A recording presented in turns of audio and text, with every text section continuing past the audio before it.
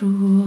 Alors aujourd'hui je vais vous parler d'un sujet qui m'a été posé en question sur ma page Facebook et où la personne me demandait pourquoi est-ce que dans la société, dans la vie d'aujourd'hui, dans l'époque d'aujourd'hui, on croisait de plus en plus, on était de plus en plus confronté à des pervers narcissiques, des manipulateurs et des personnes négatives. Alors, cette question est très intéressante parce qu'en fait, elle vient soulever bien autre chose. Et c'est ce dont je vais vous parler justement, non pas de donner une réponse du pourquoi il y en a plus, parce que moi, dans ma réalité, dans ma vie, dans ma société, dans les expériences que je vis au quotidien, il n'y a pas plus de pervers, de manipulateurs ou de négatifs qu'avant. Et du coup, ça fait vraiment écho à cette notion qui est que nous sommes les créateurs de notre réalité et que on est les créateurs de nos expériences.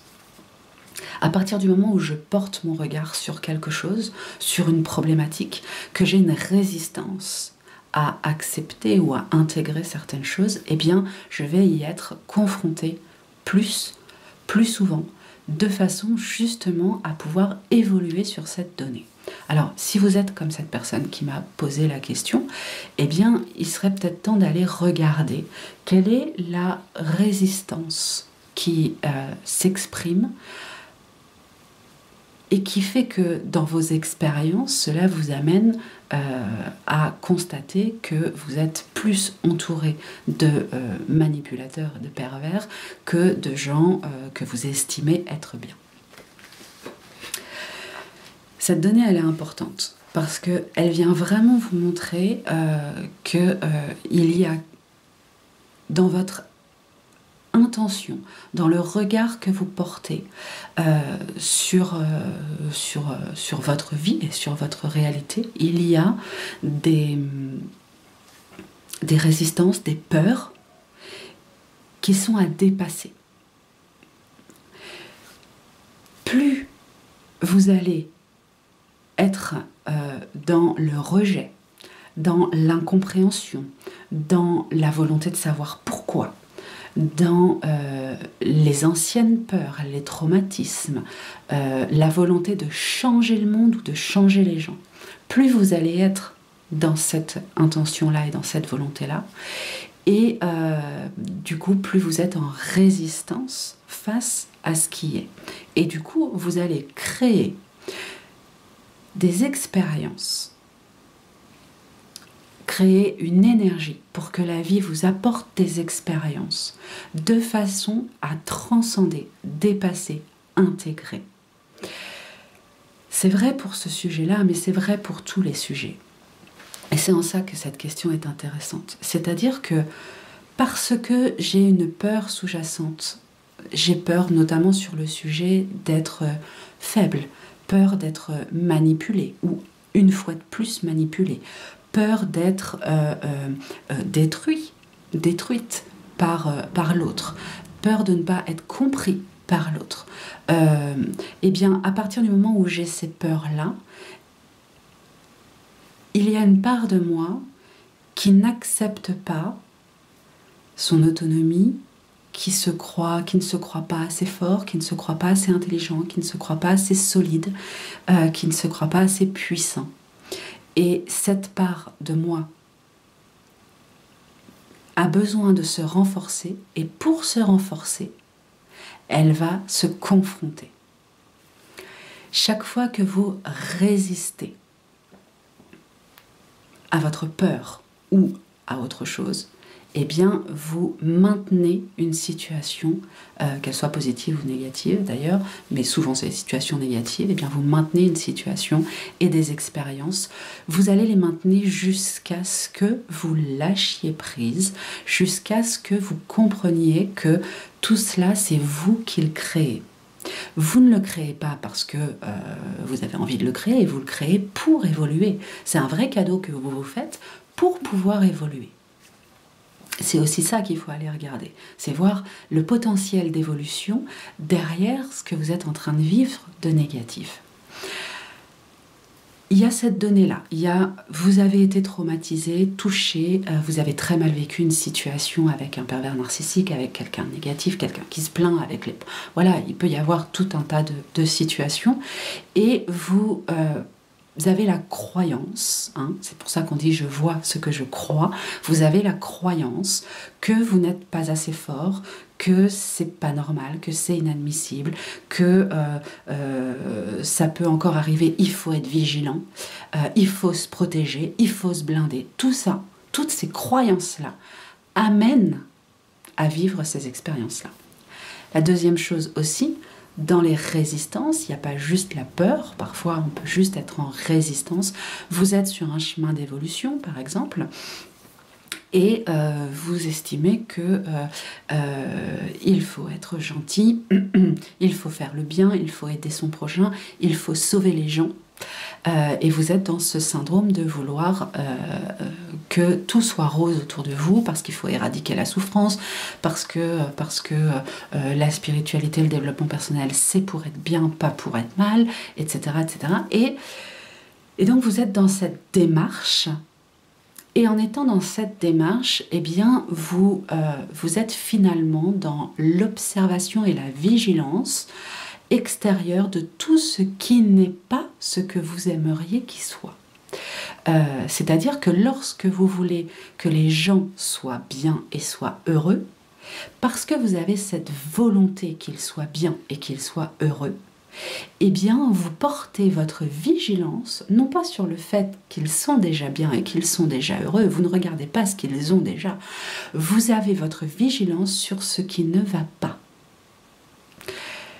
En ayant cette vigilance sur ce qui ne va pas, au lieu de regarder l'évolution des gens, eh bien, vous portez votre vigilance sur les blocages des gens, sur justement le côté négatif qui est en train de s'exprimer, au lieu de voir le côté positif qui est en train de s'exprimer. On est toujours, hein, rappelons-nous, sur cette planète de dualité où il y a les deux faces de la pièce et où le positif s'exprime autant que le négatif. Simplement, le regard que moi je vais porter sur la pièce va faire la différence.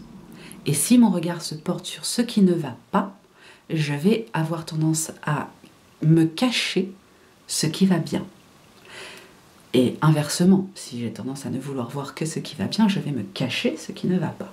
Donc l'idée, c'est de voir que effectivement, si vous avez cette volonté de vouloir que les gens évoluent, que les gens aillent bien, que les gens expriment leur potentiel positif et lumineux, eh bien vous allez porter finalement votre regard sur ceux qui ne font pas cela. Et donc, vous allez avoir tendance à remarquer ceux qui sont dans le négatif, dans la plainte, dans la manipulation, dans la perversion. Et comme votre côté sauveur et votre côté évolutif va vouloir changer ces gens-là, eh bien, vous allez finalement essayer de repérer la brillance et la lumière dans quelqu'un de négatif et chercher à le changer. Et vous allez donc vous confronter à son refus qui va augmenter son potentiel manipulateur, son potentiel négatif, son potentiel pervers, de façon à ce que justement vous finissiez par lâcher ce côté sauveur et que vous acceptiez que l'autre choisit d'évoluer comme il a envie d'évoluer et non pas comme vous voulez que ce soit. Ça, c'est une autre facette. Alors, c'est vraiment important d'aller regarder pour vous ce qui correspond. Est-ce que vous avez vécu un traumatisme ou une expérience négative et que du coup, vous avez une peur que ça recommence et cette peur associe une croyance que vous n'êtes pas capable, que vous êtes faible, que vous devez faire attention et vous protéger, auquel cas, eh bien, pour que vous lâchiez vos barrières et que vous traversiez cette peur, on vous met sur votre chemin plus de pervers, de négatif et de manipulation? Est-ce que vous êtes dans le côté bisounours, à vouloir sauver le monde, à vouloir que tout le monde exprime son potentiel positif et merveilleux, et que du coup vous ne lâchez rien, et que vous repérez chez un pervers narcissique son côté lumineux, son côté magique, et vous vous y confrontez pour le sauver, alors qu'en fait c'est simplement lâcher prise et accepter la réalité telle qu'elle est, à savoir l'autre ne veut pas être dans le positif, moi je change de chemin, tout simplement, je vais aller vers ce que je décide pour moi et non pas ce que je décide pour l'autre, parce que je veux que tout le monde soit bien. Et puis il y a une troisième donnée qui est que tout cela vous arrive parce que vous êtes en évolution sur ce sujet-là. C'est votre sujet du moment. Vous êtes en train de chercher à évoluer, soit sur votre peur, soit sur votre acceptation de ce qui est. Il ne s'agit donc plus de regarder la quantité, j'allais dire, de personnes négatives ou de personnes perverses qui vous entourent, mais bien d'aller regarder dans quelle mesure est-ce que vous vous cachez à vous-même cet aspect qui s'exprime à l'extérieur. Parce que la vie vous amène aussi à évoluer vous et vous seulement. Elle ne vous amène pas des expériences pour que vous changiez le monde. C'est de changer votre monde intérieur qui va changer le monde extérieur. Parce que ce que je change à l'intérieur va changer ma perception extérieure, mon regard extérieur, la façon dont je vais appréhender la vie. Et en changeant ce regard-là, eh bien, je vais percevoir d'autres choses extérieurement et du coup, eh bien, ma réalité va changer. Et donc, l'objectif de tout ça, ça n'est pas de changer le monde, c'est de changer votre regard sur vous. Changer vos croyances, changer votre façon d'agir contre vous ou d'agir avec vous-même.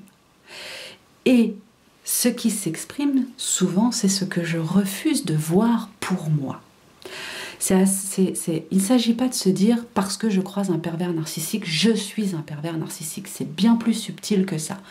Mais si par exemple, je suis sur un chemin d'évolution, je fais donc en sorte d'être à l'écoute de l'autre, d'être dans la diplomatie, dans la sympathie, voilà. Eh bien, en voulant être comme ça, et en voulant n'être que ça, je refuse mon côté manipulateur, mon côté négatif, mon côté pervers.